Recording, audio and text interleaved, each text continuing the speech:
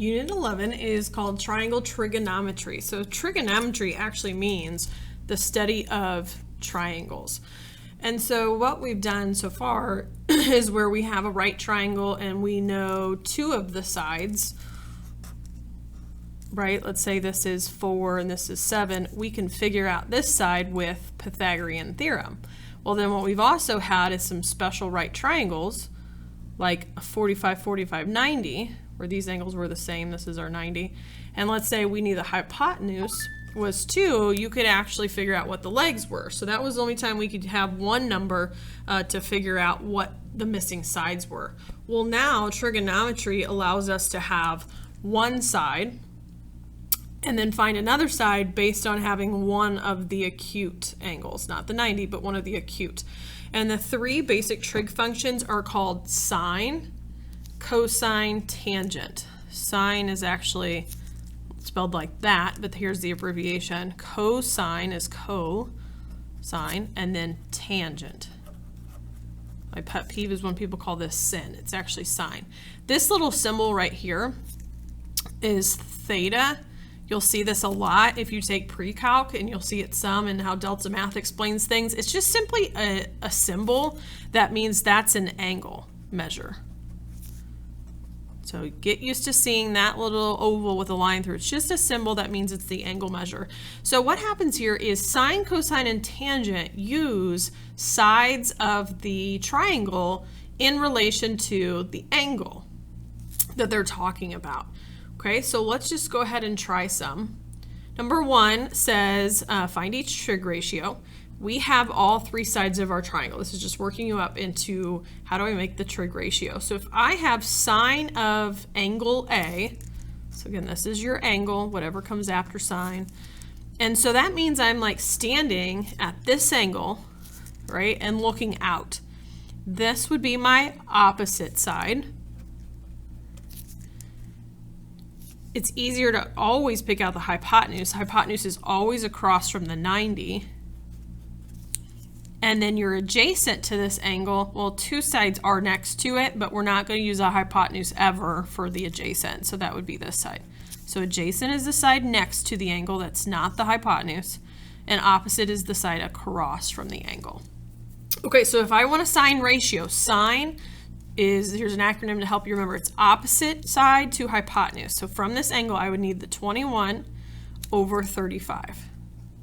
And you always simplify if you can. So I can divide out a 7. That would be 3/5. Okay, cosine of angle A. So I'm still here, but cosine is ca, the adjacent over the hypotenuse. So adjacent to this angle is the 28 over hypotenuse 35. So sine and cosine will have the same bottom number of the fraction.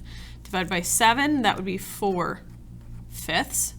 Tangent doesn't use the hypotenuse at all. Tangent is TOA, opposite leg to adjacent from this angle. Opposite to adjacent. So 21 over 28, divide by 7, that would be a 3/4.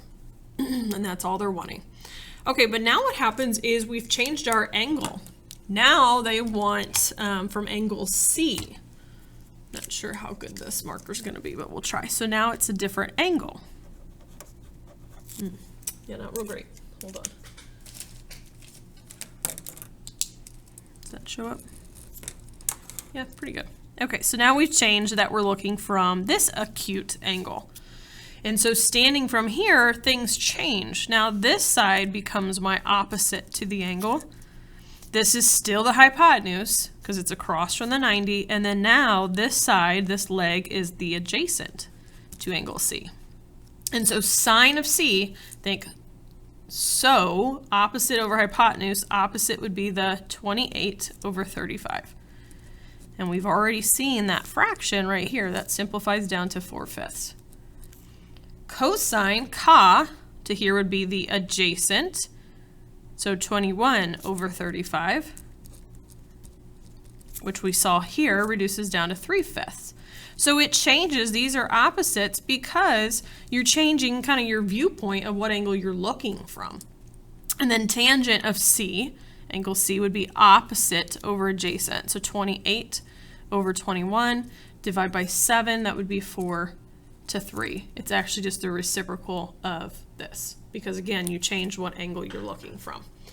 Okay, number 2 says find the value of cosine of n rounded to the nearest hundredth if necessary. So again, this n means this is your angle you're looking from, and you just got to figure out what sides of the triangle are needed for cosine. So cosine of angle n, ca is going to be the adjacent over the hypotenuse.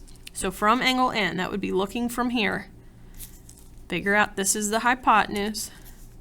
And then we need the adjacent leg, which would be the leg next to or touching the angle. This would be the opposite. We don't need it. But the problem is I don't know what this side is. So we think back to, well, how do I find the third side of a right triangle? Pythagorean theorem. So I would have square root of 21 squared plus x squared equals square root of 85 squared. Remember, squared and square root just cancel, so that's 21. Plus x squared, square root cancel, that's 85. Subtract 21 over, that would be what, 64. Square root 64, x would be 8. So this is really 8. So from angle n, it would be 8 over square root of 85. Kind of running out of room here. 8 over square root of 85. But I cannot keep an answer with a radical in the denominator, so I multiply by square root of 85 over square root of 85. Which would be 8 square roots of 85 over 85. Shouldn't be able to simplify that. 85 is not going to have a perfect square in that, because what I do is I think, well, what does 85 divide by? Definitely 5. Okay, so 5 times 17. None of those smaller numbers are going to have a perfect square, so I know that one won't either. So that would be your final answer. All right, number 3. Find the value of sine of r in simplest radical form. Sine of r. So from this angle, sine of angle r is going to be opposite leg over the hypotenuse.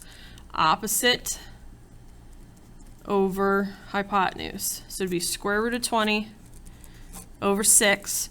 Break up square root of 20 into a square root of 4 times square root of 5. That's 2. So it's 2 square roots of 5 over 6.